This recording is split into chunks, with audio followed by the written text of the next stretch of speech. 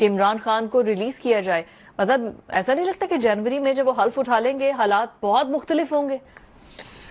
Richard گرینل ایسے ہی behave کر رہے ہیں جیسے امریکہ کے وہ فیصل وارڈا ہیں، اور ٹرمپ صاحب نے لگتا ہے ان کی ڈیوٹی لگا دی ہے کہ وہ اسی کام پہ لگے رہے ہیں، اور وہ یہ کام بڑے اچھے طریقے سے کر رہے ہیں. کچھ لوگ کہتے ہیں کہ وہ پی ٹی آئی کی لابنگ فرم کے ساتھ رابطے میں ہے اور اس وجہ سے یہ سب کچھ کر رہے ہیں. نجم سیٹھی صاحب نے کہا تھا کہ ایسے لوگوں کو پیسے ویسے دے کے ایسے ٹویٹ کروا لیے جاتے ہیں، لیکن اب جس تواتر کے ساتھ انہوں نے کمپین سٹارٹ کر دی ہے، وہ یہ بتا رہی ہے کہ ٹرمپ انتظامیہ جب آئے گی تو تب کیا ہوگا.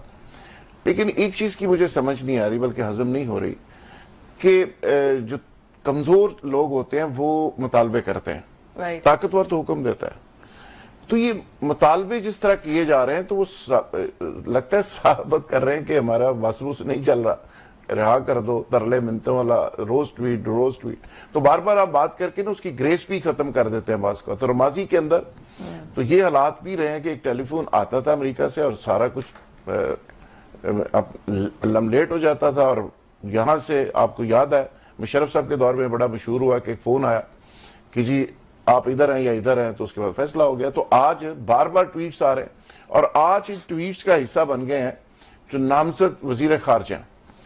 وہ کہتے ہیں کہ جی امریکہ وقتاً فوقتاً مختلف ممالک کے اندر آرمی کے لوگوں کو رابطے میں رکھتا ہے، ان کو استعمال بھی کرتا ہے، اور بعض کا ہم سمجھ جاتے ہیں کہ وہ ہمارے لیے بڑے کارمند لوگ ہیں، یعنی اچھے بہتر لوگ ہیں. لیکن ہم یہ نہیں سوچتے کہ وہاں پہ ڈیموکریسی کمپرومائز ہو رہی ہے.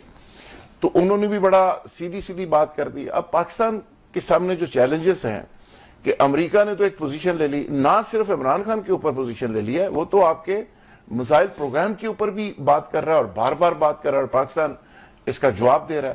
ساتھ ہی ساتھ آپ دیکھیں کہ چین آپ کے ساتھ کیا کر رہا ہے. جو ٹیسٹڈ فرینڈ تھا، جو شہد سے میٹھی دوستی اور سمندر سے گہری اور ہمالیہ سے بلند، اس نے بھی فری لسٹ میں آپ کو نہیں رکھا. امریکہ کے ساتھ ساتھ افغانستان کے ساتھ بھی آپ کی صورتحال آپ کے سامنے ہے. انڈیا اس ساری سچویشن کا بھرپور فائدہ اٹھانے کی کوشش کر رہا ہے. تو یہ چیلنجز تو بہت زیادہ ہیں، اور جس طرح امریکہ کھلم کھلا مداخلت کر رہا ہے، اس کے اوپر آج ضرورت ہے کہ بھرپور طریقے سے اس کا جواب دیا جائے.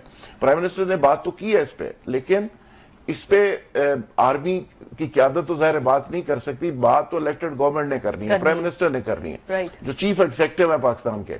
تو اس پہ میرا خیال ہے کہ رسپانس کرنا چاہیے. اور اس پہ رانا ثناء اللہ صاحب نے یہ فرمایا کہ جی عمران خان صاحب کو ہم تو رہا کرنے کے لیے تیار ہیں، عافیہ صدیقی کو اگر دے دیں تو پھر ہم اس پہ سوچ سکتے ہیں، اس پہ غور کر سکتے ہیں. تو انہوں نے نیا ایک پتہ پھینکا ہے، دیکھیں اس کا رسپانس کیا آتا ہے امریکہ سے.